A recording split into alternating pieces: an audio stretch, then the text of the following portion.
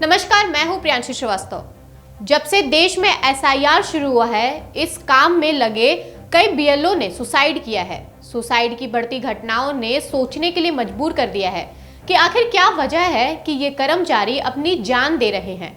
उत्तर प्रदेश में भी अभी तक 10 से ज्यादा बीएलओ ने आत्महत्या कर ली है। हर तरफ इसको लेकर कंट्रोवर्सी चल रही है, राजनीति भी खूब हो रही है, सरकार पर सवाल उठाए जा रहे हैं। मगर सबसे बड़ा सवाल ये है कि आखिर यह सरकारी कर्मचारी अपनी जान देने को मजबूर क्यों है? आखिर इसके पीछे क्या कारण है जिसकी वजह से बीएलओ आज जिंदा रहने से ज्यादा आसान मरना समझ रहे हैं? आज हम इस पूरे मामले को विस्तार से समझेंगे कि किस तरह आज ये बीएलओ आत्महत्या करने पर मजबूर हो गए हैं। सबसे पहले समझिए कि आखिर बीएलओ होते कौन है और उनके साथ क्या हो रहा है। बीएलओ यानी कि बूथ लेवल ऑफिसर, ये कोई स्पेशल सरकारी अधिकारी नहीं होते, बल्कि ये बीएलओ असल में सरकारी स्कूलों के टीचर, आंगनवाड़ी वर्कर या दूसरे छोटे मोटे सरकारी कर्मचारी होते हैं। हर बूथ के लिए इन सरकारी कर्मचारियों की ड्यूटी लगाई जाती है और इनको चुनाव आयोग के कहने पर अपने इलाके की वोटर लिस्ट को ठीक और संशोधित करना होता है। यानी लिस्ट में मरे हुए या कहीं और चले गए लोगों के नाम हटाने होते हैं और नए वोटरों के नाम जोड़ने होते हैं। लेकिन आजकल जो हो रहा है वो बीएलओ के पारंपरिक कामों से अलग है। हाल ही में दर्जनों बीएलओ ने आत्महत्या कर ली है और इसके पीछे का कारण है एसआईआर। अब समझिए कि एसआईआर क्या है। इस पूरे विवाद की दूसरी कड़ी है एसआईआर यानी कि स्पेशल इंटेंसिव रिवीजन। एसआईआर एक बड़ा अभियान है जिसे चुनाव आयोग ने वोटर लिस्ट को पूरी तरह से साफ और घुसपैठिया मुक्त करने के लिए बनाया है। इसका मकसद पुरानी लिस्ट की सारी गलतियां खत्म करना और भारत के असल मूल निवासियों को ही लिस्ट में शामिल करना है।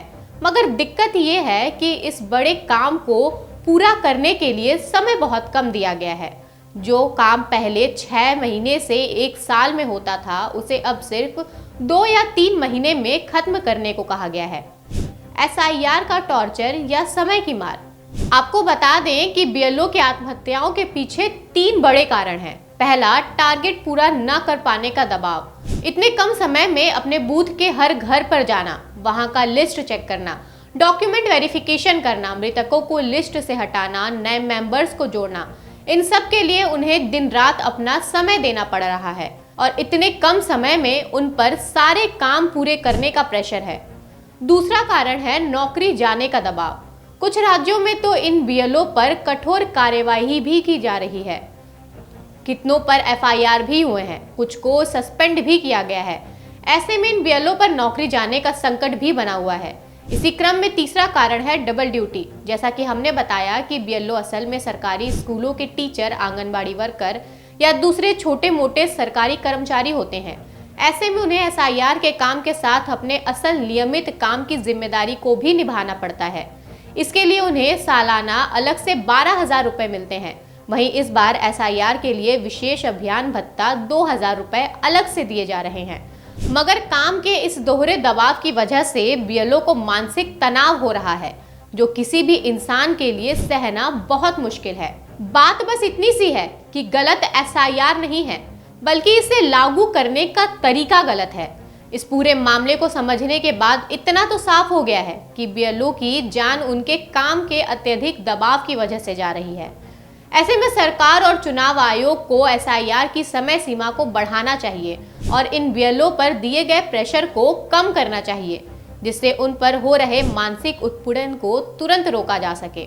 ऐसे ही बड़े मुद्दों पर बात करने के लिए बने रहिए हमारे साथ। तब तक के लिए धन्यवाद।